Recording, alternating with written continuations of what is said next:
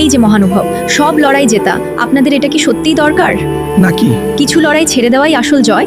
আমরা ছোট থেকে শিখেছি লড়তে হবে, জিততে হবে, নিজেকে প্রমাণ করতে হবে, প্রতিটা তর্কে জিততে হবে, প্রতিটা পরিস্থিতিতে নিজের কথাই শেষ কথা হতে হবে।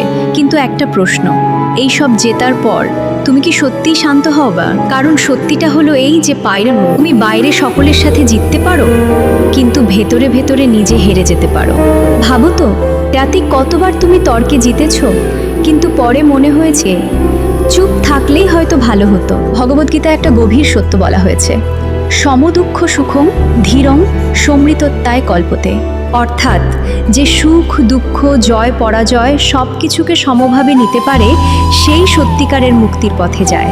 আরেকটা জায়গায় বলা হয়েছে কর্মণ্যেবাধিকারস্তে মা ফলেষু কদাচন। অর্থাৎ তোমার অধিকার শুধু কাজে, ফলের উপর না।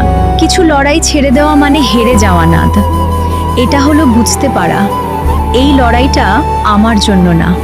সব জায়গায় জিততে গেলে তুমি নিজের শান্তিটাকেই হারিয়ে ফেলবে, কিন্তু যখন তুমি ছেড়ে দিতে শেখো তখনই তুমি নিজের উপর জিততে শুরু করো।